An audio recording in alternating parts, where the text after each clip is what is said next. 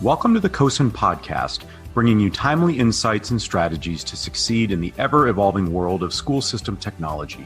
I'm your host, Dr. Rod Berger. Each month, you'll hear from Consortium for School Networking experts, visionary technology leaders, entrepreneurs, and practitioners who will discuss the topics most essential to every school and district technology leader. And now, enjoy today's episode.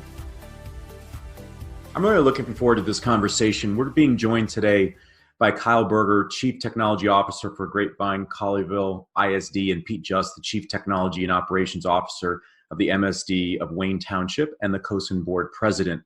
And gentlemen, you've agreed to come on and discuss esports and K12 education. And I'm just going to put my parent hat on and say that as a parent of a first grader, I'm coming from a position of ignorance that esports is as big as it is in my prep for our discussion today.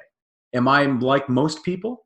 Well, I think you are like probably a majority of adults out there, Rod, that majority are really confused by what is happening in this world of esports and online gaming.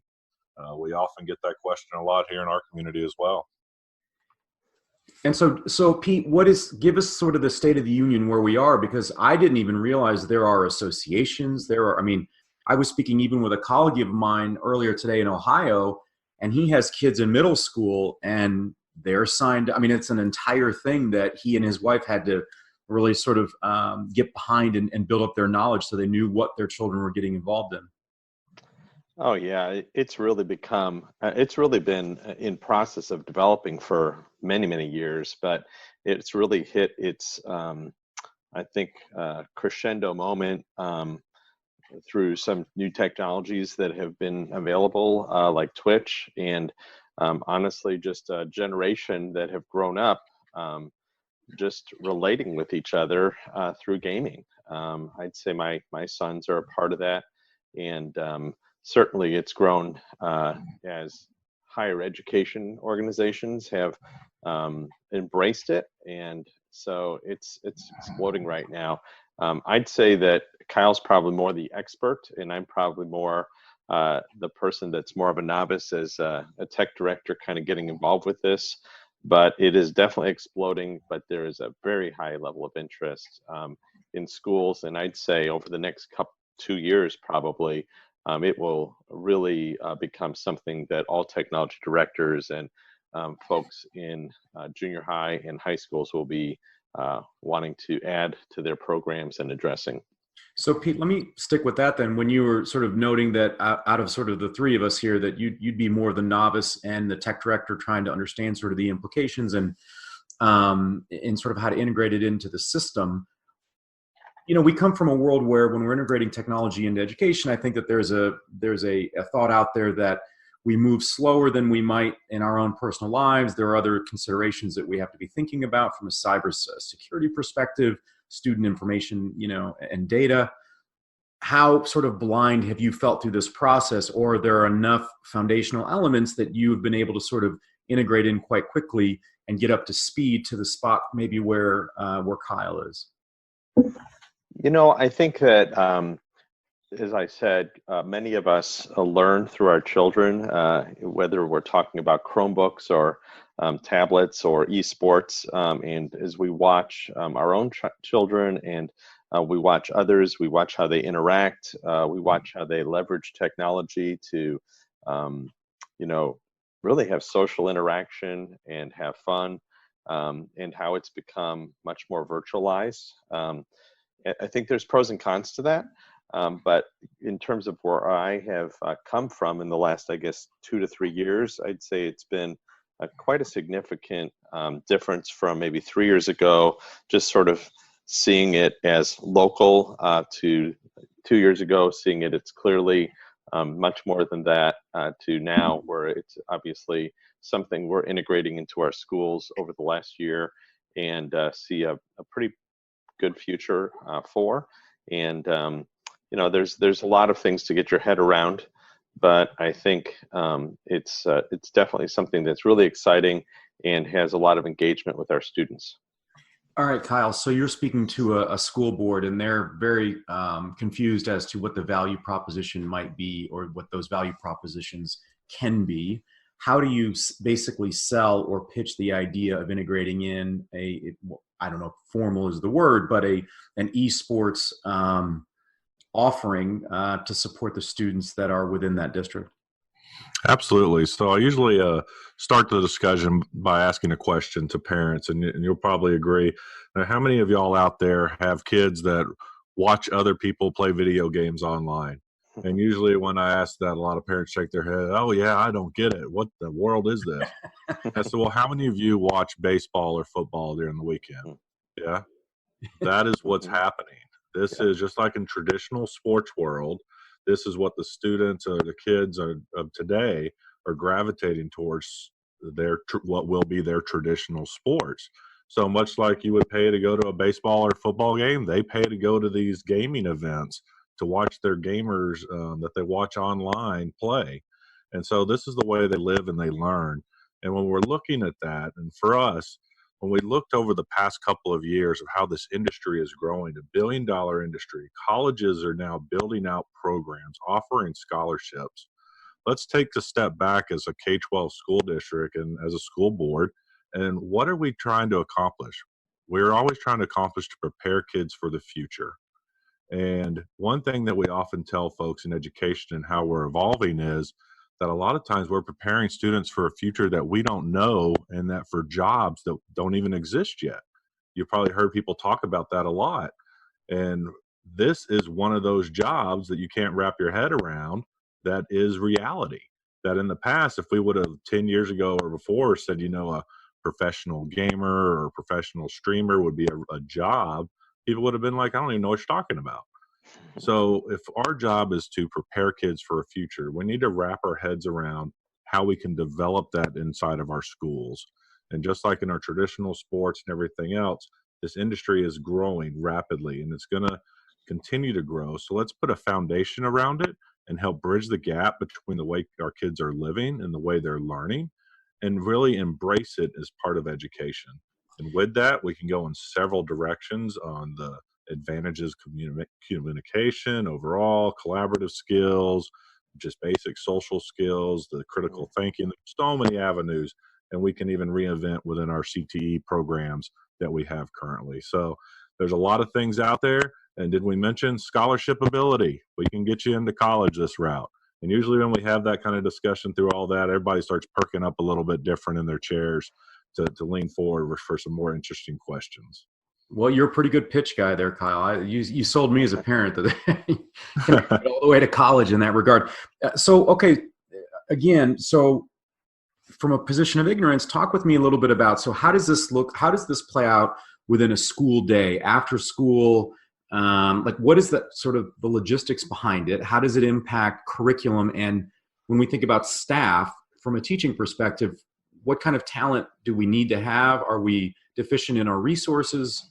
Where are we with regards to providing that facilitation, the expertise, so that then kids, well, and I would imagine kids are probably the experts even more than the adults to a large extent. But sort of lay that out for me. If we're sort of setting the table, how many, are we set with our utensils? Do we have everything in place to be successful? Absolutely. I'll kind of talk from our perspective and how we see the industry as far as esports in K-12 or high schools and middle schools. I kind of look at it as two types of programs. You have like a club program after school, or you have more of a varsity style structure, which mirrors a lot of your traditional sports in general. I have a freshman, sophomore, JV, varsity team, that kind of structure overall. And what's good about esports is not only is it a great fit for any type of student, it doesn't matter your physical ability, it doesn't matter your background, it levels that playing field. It also has that ability to fit in whatever type of school or program you have the ability to. So if you just have, a school that doesn't have funding, you can have the kids bring their equipment to play. You can actually have parts of your career and development program where the kids actually build the computers as part of the curriculum that they use to play the high-end gaming. So use that as additional educational tools as well, all the way up to buying high-end gear to have, top-of-the-line gaming labs, which can also be used for curriculum ability for video game design classes and other things that we're already teaching in our classroom. So for our setup, we do have coaches, and it's primarily all done after school. So just like a traditional sports period, every day after school is practice. The coach is involved that. The coach gets a stipend pay just like any other coach would for any other sport or club they're involved in. And then they have competitions. We're a part of a league. You don't have to be a part of a league, but we have weekly games that we play. So to give you a snapshot of what that week looks like, on one of our games is called League of Legends. Our game night's on Tuesday. So our average week, Monday night, Monday after school, the kids are getting together. They're reviewing game film of who their opponent is going to be on Tuesday. So they're scouting film. They're noting stats of the players, who's their key character, what do they do, and they're getting their game plan together for what's about to happen on Tuesday. Tuesday night, they make the match, play the game. Wednesday, when we come back to school, now we're reviewing the game film that we just did on Tuesday. We're watching our film from what we did. How did we do? How did we react? And then to take it a little different, after we watch our film, we work our physical fitness into it. We get out in the hallway. We're walking the halls as we're talking about, here's what we saw in that match. Here's what we should have done different. We're not just sitting in our chairs. We're getting up and moving. Then on Thursday, we scrimmage, and we also incorporate a curriculum that we've developed. And Friday, we do that again, curriculum and scrimmaging. And that curriculum covers everything from nutrition, physical fitness, streaming, communication skills, broadcast technology, down to contract negotiation, because kids are getting offers to be sponsored at all sorts of ages. So we're trying to cover beyond the game for these students in the program. And that has been pretty successful for us. I'm proud to say that this past week we won the state championship in Texas for League of Legends off of that. And we have kids right now, 5 of them, that have scholarship ability for this coming school year. You want to talk about an eye-opener, how about having a talk with a parent about your kid might be able to go to college playing esports? So, the old adage that, everything's bigger in Texas. So with the program that you have, is that indicative of what's going on around the country? I mean, Pete, what you're looking at, is it at the same scale and complexity as what Kyle's describing to us? We dream of a day when one day will be as big as Kyle's program. And it's kind of funny for me to hear this, because it has been, as we've had our conversations and gotten clubs started, that has been in the end zone. That's where we're going. But honestly, it starts as simple as what Kyle mentioned. For us, there was a teacher that said, hey, let's pull a club together. What do you guys like to play? We want to play Super Smash Brothers Ultimate. All right, well, that's a Switch game. That's not even a PC game, but that's where we start. And so kids brought their own devices in. We have a cybersecurity lab that they are meeting in, and that room is specifically set up so that we have very minimal filters, and so they could use something like a Switch and just be connected just like in someone's home. And then, of course, that needs to evolve. And so, we have also, as Kyle was mentioning, got other games. And, of course, League of Legends is one, but Rocket League is one that we're doing in our junior highs. And, of course, now we're moving into PC games. But, again, it's a group of maybe 12 to 15 students right now. And we're working within a league that's just an Indiana league. There are some leagues that are statewide. There are some leagues that are regional. And then there are some leagues like Play VS that are actually authorized by the Athletic Association of that state. I think Play Versus has maybe 15 states that have signed on that are, considering this part of the athletic program, much like football and field hockey and anything else. So for us, we're definitely on the startup side of that. And we hope that it will look more like what Kyle talks about. But that's the great thing about this, I think, is it could take whatever form is most appropriate at this point in time for your school and for your students. So I think that's one of the really appealing things about it, is it could be as simple as a club sport, or it could be a varsity sport that's sanctioned by your athletic association in your state, with a full playoff program. You're listening to the CoSN Podcast, produced in partnership with Mind Rocket Media Group. If you're a K12 EdTech leader, product or service provider, or a school or district leader looking for support with your communications, public relations, social media, and multimedia production efforts, visit MindRocketMediaGroup.com to learn how you can work together with the expert team at MindRocket to achieve your goals. Let's take a look at professional development. I think that regardless of sort of the discipline within education, understanding that we've got a comprehensive professional development for the educator can be ultimately key in the success or a program not being successful. How does the esports world and integration into education impact tech directors and future tech directors on their professional development path? And are we providing adequate support in those areas to make sure that we're basically abreast of these? This is something that I would imagine changes on a moment-to-moment basis in what's available, technology, implications into systems. Yeah, I think when we look at professional development from the high-end technical side, it is having to be very flexible because, as mentioned, a lot of times gaming and everything is blocked. We block it, and you can't get there. So a lot of modifications, making our networks adjustable so that the kids can access the games, have the proper bandwidth. And since we're doing all these activities after school, it's really building on the investment we already have. Our computer labs and our internet sits empty after school. Why not leverage that for more activity for our kids? So a lot of it's educating our peers, my peers as CTOs and tech directors, to not be afraid of this opportunity. A lot of times you'll find folks within your department that are gamers that would love the chance to connect to the students as well. So you can use that as a great way to bridge between your technical staff and the students and get a different kind of connection there. But the professional development for the teachers and the coaches is one that's ever changing as well. And I think you see that at the college level too, as they're trying to more find these coaches. And for us, the key element for our coaches is finding people that can just build relationships with the kids, because that's what it's about. If I can bridge that relationship and build it with the kids, I'm not going to know as much about the game as them, but if I can lead them and help them with their voice and build the program, that's when we're going to see a lot of success with it.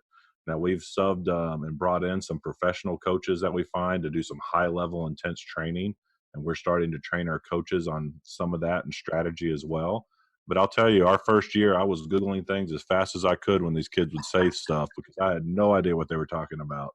And that's when we just had 75 kids in the program. And now we have 160 athletes and 40 support positions that participate. So it's growing so rapid that the PD and growth is something that's critical, but it's about the community. And I think what you'll find in esports is that community thrives on working together. Even though we might be playing competitively this week, we all want to collaborate and build the opportunities for these kids, because as we can probably start talking about some of the benefits for these kids directly, you're really tapping into some kids that haven't had opportunities before.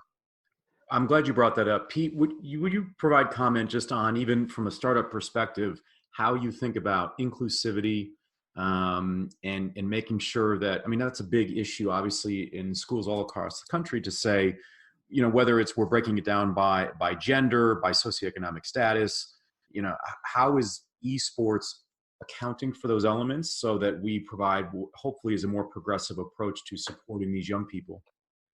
Well, at the beginning of my career, when I was in the classroom, I was actually an athletic trainer, and my early career was really centered around trying to become part of the Olympic movement, which I was able to participate in on a volunteer level. And that was really exciting. But on the other hand, we were dealing with elite athletes, and there were a lot of, it was a narrow gate through which very few could walk. As Kyle said, one of the really great things about esports is that it takes all of that off the table. You pretty much, it would be hard to think of some way that a student would be limited in esports that you'd have to make some type of alteration for, but even that's possible. We've learned a lot in the last 15 or 20 years of how we can make accommodations with technology. So even students that might have unusual challenges physically could participate, and it doesn't matter what gender you are, it doesn't matter where you're from. What matters is how fast you are, how good of a strategy you have, how well you communicate with your teammates, how well you contribute to the strategy. And that really is exciting to me, having come from that other background, because I see it as a great opportunity for all students. What are the age ranges that we're talking about? I mean, how early? Because I would think that there's some bleed over into other curriculums and disciplines. I mean, whether that's computer science, coding, it seems like there are probably some natural overlapping experiences from an academic perspective. Are we seeing that? And is that being something where there's buy-in from those educators in those subject matter areas? I think we're seeing a little bit of that bleed over, but really, even when we talk to colleges and ask about their college teams, are these all kids or students that are taking computer programming? And it's not. It's a wide variety of degrees that the students are taking, much like when a student goes to play football for a college. They take all sorts of degree plans. So you do tap into certain types of students sometimes that are already involved in maybe engineering or programming. But we have some kids that, they were a star football player, but due to concussion and concussion protocols, they can't play anymore, but they can play in this competitive nature in esports, all the way down to students who just physically couldn't play at all. Maybe they're great communicators, so they want to broadcast. They want to be that next, streaming star. So they do our broadcast element of it, even down to graphic design students who do all of our marketing for graphics, Twitter and Twitch, and creating all those things. So there's really a fit for all these students to get involved at all different levels. We're starting to modify some traditional courses. So if you think of traditional video broadcast courses, how we can modify those to more online streaming content courses. We already have sports management classes in our larger high schools, so modifying that for esports management. There's all sorts of different elements that we can take some traditional courses we have and just modify it a little bit or more update it for today's world. How do we avoid being impacted by blind spots, right? Because it sounds like you've taken a really thorough approach, Kyle, and it sounds like, Pete, you're laying the foundation to sort of get to that end zone, to your earlier example. But how do we avoid the blind spots that are inevitable in anything that we do, especially in education, where there's so many different, things that can trip us up, but if we're thoughtful about it, I think we can avoid it and incorporate it in the community and develop best practice. But how do we avoid blind spots? And if so, what are those blind spots, Kyle, that you think we need to be really aware of? So the key element is getting out early. So say I was thinking about starting an esports program. It's not something, here we are talking in January, February timeframe. It's not something I should start just right now. I need to start the communication process with my district, but also my community and my parents and my students. Getting out in front of it early, because just like when we started our conversation, there's a little confusion about what is esports, but there's also the stigma that's out there about video gaming in general. Video games and violence, or what about screen time? All these kind of things that can creep up on folks who start the programs. So getting out early and having the conversation with your community, with your kids, to set the expectation of what the program's going to be like is very important. But it's also very important to listen to the students. They're living and learning and living in this environment.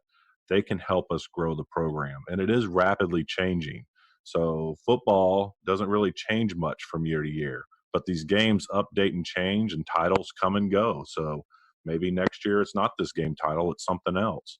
So you have to be flexible on constantly what is popular for your kids, your community, and what y'all's strategy to go about it.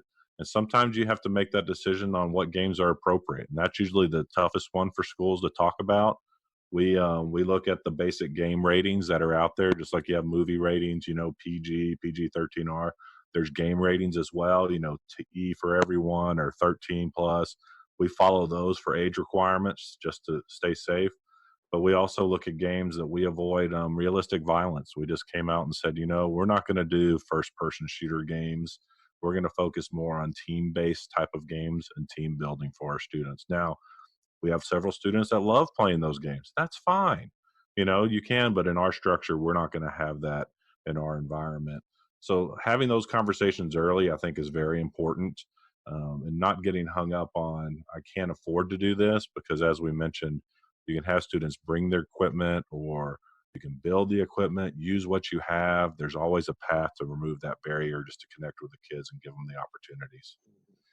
I'm really curious when it comes to the research of the benefits, because I'd never thought about just sort of all the applications. You've talked about even the marketing, the graphic design, like all the different areas that can support the experience of esports amongst a team of young people. I would think that potentially there is either brain science out there or that's being conducted that says this is how it's changing the brain in a really great adaptive way, because it's almost as if you're creating analyst, right? I mean, you could just imagine some of the professions that these kids might be able to undertake given these skills that they're developing over time. Is the research community into this as well? Absolutely. I don't know what Pete's seen, but we've started seeing lots of research starting to be conducted around this, because you said analysts. We actually have students that are video analysts and watching the games, analyzing them, doing those kind of things. And you're seeing more science built around that, of the activity of the brain. So an interesting a fact along that line that surprised us in year one, of our 10% of our kids in year one were in the autism spectrum. And at first that was really kind of oh, that's interesting. But once we stepped back and thought about it, it totally made sense. The way these students' minds process so rapidly the information and what they were doing inside the games, it made a perfect fit for these students to have something to be involved with. So we see students that have all sorts of different levels of gifted and talented, or different mindsets, analytical minds being involved. But I think you're really going to see some more scientific data coming out. I'll tell you some of our basic data, since we follow rules like there's no pass, no play, attendance, and all that. We've seen students maintain higher grades and attendance and all that since being involved in the program. Because the big stat that usually makes people sit back is that first year for us, 70% of the students involved did not have an involvement in any other activity on campus prior to esports. That was the aha moment that we are reaching the students that we need to reach, because 31% of students, if they're involved in another activity on campus, they're going to be maintaining probably a 3.0 or above GPA just due to the involvement. And that is a win-win for anybody. And when you can gather and connect to students who didn't have their thing before, what a win. If it's just one student, it's a win. But when you start seeing these massive groups, and Pete probably sees it with some of his students as well, that they have found their family, their group, and the success is just amazing. Pete, are you seeing that? Yeah, I'd have to agree with that. Obviously, we're on the front end of this, and I'm not sure how many years you guys have been at it, but for us, we have the largest high school in the state of Indiana. We have 3,500 students. We're always looking for ways to plug them into areas of interest that can parlay into a profession, could move into a hobby, what have you. And so we've definitely seen students this that have not been involved in anything else, and this is where they're coming out of the woodwork to participate. And kind of getting back to what Kyle was talking about earlier, we have had a focus on obviously the core subject areas, but across the grade spectrum from pre-K all the way up to high school seniors, learning and innovation skills, what are called the 21st century learning 4 C's of critical thinking, communication, collaboration, and creativity.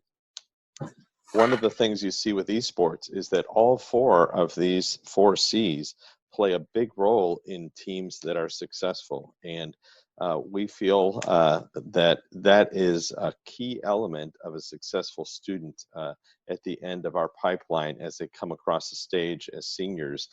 We want them to be successful in understanding their core subject areas, but we also want them to understand how to think in a critical manner, how to communicate and become team members and collaborate with each other, and to be creative in problem solving. And this opportunity with esports is the type of thing that in a very natural way allows them to practice these key skills so that they could be team members and collaborators and critical thinkers in the workforce one day and be successful like that.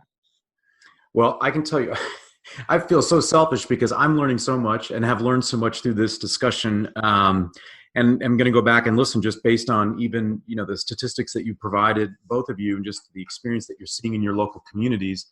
I think this is going to be very compelling for people as they listen to our discussion. I want to thank Kyle Berger and Pete Just, your expertise and sharing that with the CoSN audience. Thank you for listening to this episode of the CoSN Podcast. To make sure you never miss an episode, subscribe on Apple Podcasts, Google Podcasts, Spotify, or any of your favorite podcast apps. You can also listen to each new episode on edcircuit.com or CoSN.org. Follow @CoSN on Twitter for further updates. I'm your host, Dr. Rod Berger.